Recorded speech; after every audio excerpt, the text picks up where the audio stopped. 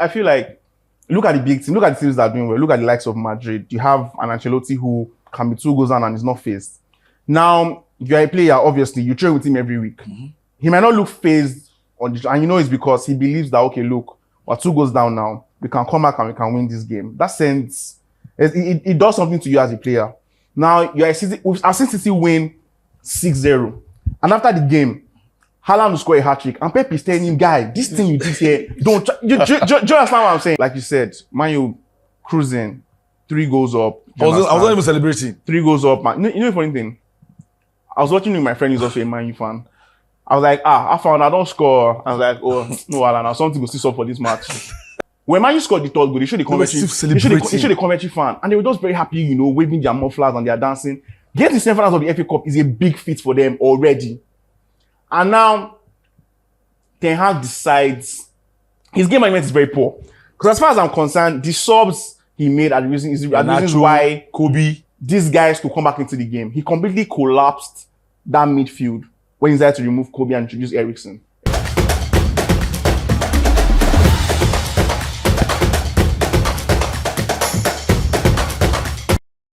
Well, if there's any game or sport that gets a lot of people so excited, that gets us talking, that gives us those goosebumps every now and then that sport is football. On that note, you're welcome to the best sports show on planet Earth. Big training from the stables of the best sports show. My name is Farouk Adetola, and today we'll be treating another exciting topics that are making the rounds as far as the world of football is concerned. The weekend was so ecstatic, scintillating, beautiful, amazing, controversy here and there, but our focus is somewhere in 2 games that were played at Wembley. And the aftermath of those matches were so embarrassing, exciting for some, and also I've got a lot of tales for us to talk as far as City United's final renewal is concerned. My name is Farouk Adetola, the sports member, and today I've got the big man coming back on the show. Izu for Shizu. Izu, how you doing? Well, I'm good, man. I won't say football is no more exciting for me, sure, but why would it be? Yeah, let's keep it going. Please don't bring your Chelsea's matter here. Even though our top topic, if football is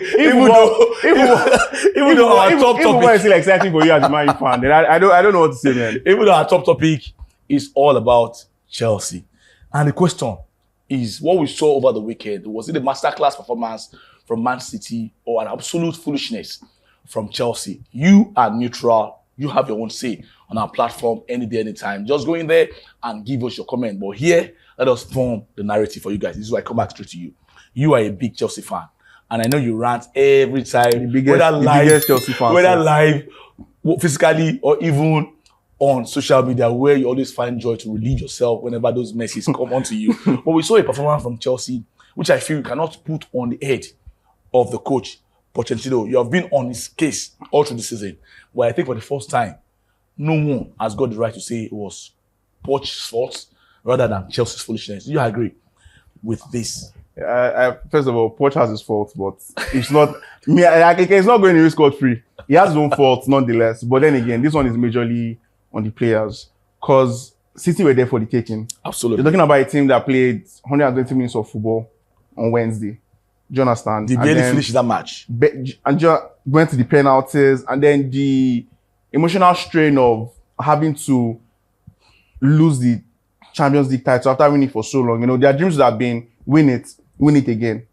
You understand? And then they lost that to Madrid, and then they had to quickly come back, tired, mentally stressed, struggling emotionally, to play a Chelsea side that were well rested. And then just take your chances. And we're in the final. Do you understand? Well, talking about taking chances, now let's go back to the best striker that Chelsea have got this season. A guy you don't want to part with, even though this your sarcasm is eating me, but it's not now. You just said that before the show that let us just keep Jackson, but not Michael. This is just Jackson, the footballer. And for me, I don't know what exactly needs to be, discussed with this guy. Do you have to take him to training again how to score goals? Because the nets were empty at the point in time. And this guy still managed to conspire with Pep Guardiola and Silva and all to ensure that he's going to break the heart of Chelsea and also broke that of Man U fan, because United were expecting Chelsea come to the final and just roll over them. So you saying that but it's an opulent task for United. But let's talk about Jackson. Going forward, do you think that Jackson is the man that can take Chelsea to Eldorado as a striker, or just get Osimhen, get Isiak, or get Ole Watkins from Aston Villa. You know, I've been involved in a lot of conversations with Jackson because I'm always defending him on Twitter. I'm not going to lie, bar the performance at Wembley, I really like him. I think he's a very funny guy. Why? Okay, it's funny. You like you know when somebody goes like 3 goals, doesn't score, drops a lot of stinkers, and then he scores 1 goal and he's like, shh. It's very, it's very ridiculous to me personally. I find him funny, but on Saturday at Wembley, it wasn't funny to watch. I've always defended him by saying, okay, we all know Drogba. He didn't exactly score a lot of goals, or as opposed to them, like the likes of Harry Kane, Aguero, the Haalands of this world, Lewandowski and all of them. Drogba wasn't that kind of striker. Yeah. You get? But he has his moments. Throughout the period where he was at the club, there was never a time, and Chelsea is a chop and change club. Yeah. It's not working, we go for somebody else. There was never a time where you heard something like, Chelsea were going for a striker because they're looking to replace Drogba, until the final kick at Bayern Munich for Champions League final, when he decided, okay, look, I'm leaving the club. That's because he brings even in the final. Chelsea got a lot of strikers at that point in time. I remember Torres and many have you. And Drogba but just could not still kept his shirt. Now this is somebody who has a record of 10 goals in 12 finals. Wow. You don't being that kind of striker. Yeah. You get. But now that Jackson is dropping stinkers like this, I don't know. But I've always said it. He's young. There are parts of his game that I like and I applaud. But obviously, you're a striker. Your finishing has to be better. Should Chelsea get a striker in the summer? Absolutely. I've been saying it since. During the summer transfer window, we were linked to Vlahovic. And I kept telling people who care to listen that, okay, look, we have Jackson. I like what I've seen in preseason. It's something we can work with in the long run. When you consider the fact that we have Nkunku as well. Get Vlahovic, who is a different profile entirely. Yeah. And let's see what we can do with that. Chelsea fans, they tell me, say, we have Amadou Broha. We don't need Vlahovic. That we're good with Jackson and Broja. Now West Broja is on loan at Fulham. And then that's where... He's even playing there. He's not playing. That's where my problem with Poch comes in. As a coach, football is about moments. And how many of those moments you can create. Do you understand? Strikers will miss chances. Haaland has missed 30 big chances in the Premier League this season. And he's still the highest goal scorer. 30 is wild. Sorry. At this time of the season. But he's still the highest goal scorer because he's in a team where you have to keep creating. It's not enough. Understand that there are teams that create maybe 2 chances in a game. Those are mid-table teams. Mm-hmm. Those are teams that are struggling for relegation. Mm-hmm. Do you understand? You're not that kind of team. So now you have to set us up in a way that we have the best possible chance of winning. You know, create chances and eventually take our chances. Now I feel like we're handicapped on the left wing when inside to play Gallagher. No. Let's leave the issue of Chelsea. And also talk about City, whether we like it or not, whether they were poor on the day, they were like a cripple managing to even beat a fit and able Chelsea. We also have to give them their flowers. Fit, we're not able, but flowers. Because I still don't understand how you can play on a Wednesday, 120 game, in 120 minutes, and then penalty. Lost in a very bad way. Because no team want to lose by a penalty in that game of that game. But at the end of the day, they still have that mental strength, that desire to defend a cup they don't even have to in the first place. And also, Pep was ranting, and I understand why he was. Because at the end of the day, those players are the reason why we are watching those games. And their mental health, their physical health is very important. And they barely scraped through. That was not a City performance that you want to say it's 100%. But at the end of the day, they got the win. How do you describe this set of City's players who have gone all through 2 or 3 years and you can count the number of games they've lost maybe by your fingers? They are what's the word now? They are a reflection of their coach. Absolutely. It's that simple. That's what I feel like. Look at the big team. Look at the teams that are doing well. Look at the likes of Madrid. You have an Ancelotti who can be 2 goals down and is not phased. Now, you're a player, obviously. You train with him every week. Mm-hmm. He might not look phased, and it's because he believes that, okay, look, we're 2 goals down now. We can come back and we can win this game. That sense, it does something to you as a player. Now, I've seen City win 6-0. And after the game, Haaland will score a hat-trick. And Pep is telling him, guy, this thing you did here, don't try. Do you understand what I'm saying? That one is for the show. Do you understand what I'm saying? Now, it's all down to the manager. Look, at the end of the day, Pep is somebody we might say he overthinks a lot, he does this. I feel like Pep sleeps, eats, and dreams football. And somebody who just loves to win. He knows how to win. He knows how to set his team up to win. You know, he knows the kind of players he needs to win. And it brings me back to what I was saying about Poch.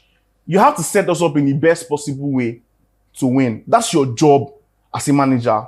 There are times, okay, where nice, you need to cuddle some of these players, you know, say nice things to them. And there are times where you need to let them know, okay, look, this is the business end of the season. We've not had the best of season so far. But this is a chance for us to, you know, get past these guys who are leggy. Whenever we meet to the final, doesn't matter. We go to the final, do our business. Do you understand? Final now is like, it's anybody's game for the taking. Yeah. You go there, do your bits, and a little bit of luck on your side, you nick that title, and all is forgotten. Yep.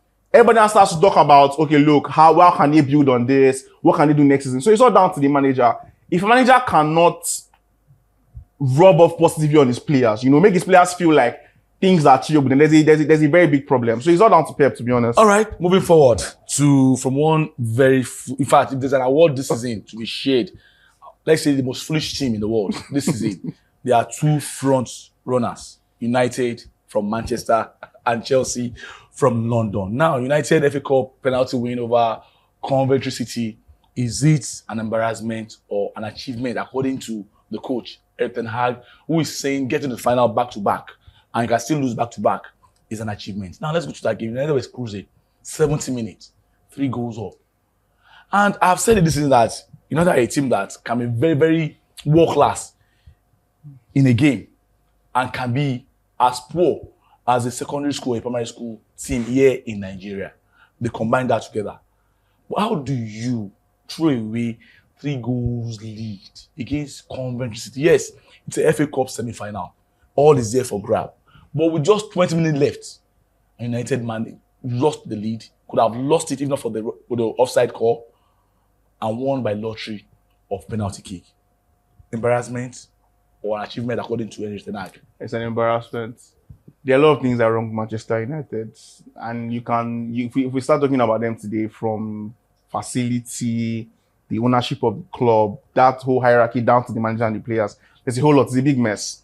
But away from all of that, like you said, Man U cruising, 3 goals up. I was not even celebrating. 3 goals up, man. You know the funny thing? I was watching with my friend who's also a Man U fan. I was like, I found I don't score. I was like, oh, no, Alan, something will still up for this match. And when I'm like, it's Coventry. Do you understand?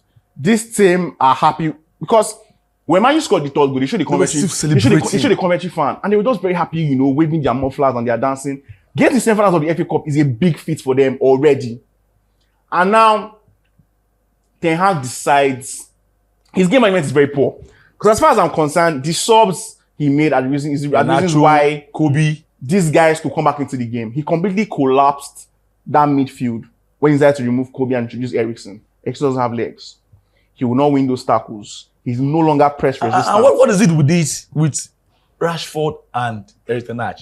Rashford stinkers back to back to back. I can't remember the last time. And he won't still drop him. And he won't drop him. And you're taking out a boy that have got the art that the only boy that pushes attack for United other than Bruno Garnacho, back-to-back games. And the guy was like, me again, here we go. I didn't understand. Personally, I feel like the subs he would have made would probably be maybe drop Bruno deeper. McTominay plays in the 10. You switch Garnacho to the left wing, take off Rashford, put not even Anthony, Amad Diallo. No, he's having had a terrible game as well. Put Amad Diallo because he's a willing runner. He will draw back to defend. He will carry the ball and, you know, try and get Man U as high up the pitch as possible. You understand? Those were the subs I felt, okay, look, we're in control of this game. You understand? But make these guys feel like you're a championship side. I'm not going to make defensive subs against you. I'm not trying to defend this lead. I will keep going at you until the final whistle. There's a lot of things that sub does for mentality. Do you get? And then Ten Hag decides he wants to take off Kobe Mino, one of the best players for Man U in that game. He's very comfortable on the ball. Garnacho. He would not lose it. He will help you transition. You won't take off Garnacho, who is never tired of run. As long as he's wearing a Man U jersey, he's willing to run for the entire 90 minutes. So it's not down to the coach. If he will say this is an achievement because if he's serious to himself, realize that he made a big mistake, unless he's delusional. Of course he is. He's the reason why these guys now got to the point where they lost penalties and they are crying. People that should not be happy that okay, when the FA Cup semi-final, this is a good season. Let's see if we can get to the Premier League next season. You now make them have the belief that they can actually go past you and go and play Man City. Then it's going to be a thrashing. Absolutely. But getting past United is already a very big boost to a season that they're already happy with. Do you understand? So I really don't know where Erik Ten Hag issue is. You can't be a top coach coaching at this level of football and not know how to manage games or make proper substitutions or just give your team everything they need to.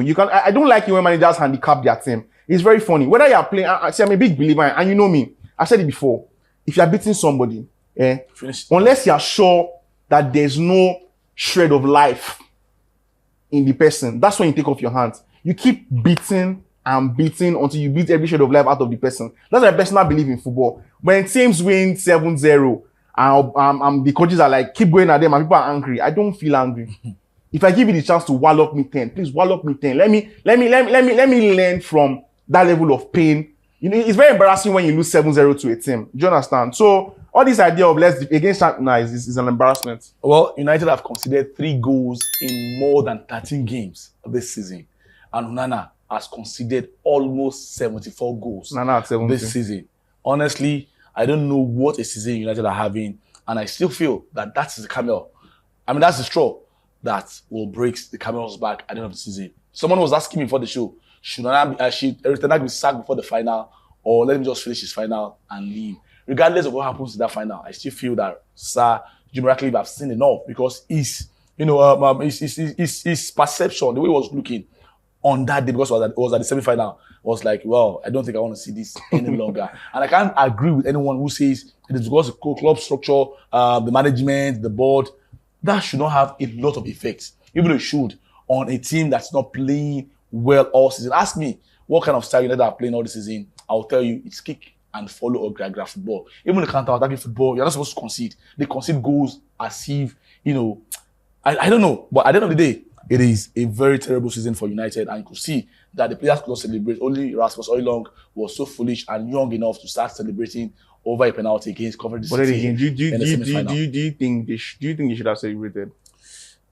I think that speaks volumes. I think that speaks volumes to the atmosphere in the dressing room. Even Maguire came out to say that it was a reflection of everything that has happened to United all season. Yes, injury, over 60 of them, illness and injury, but that should not be a reason for you to struggle against Coventry City, where their highest earner is not earning up to £20,000.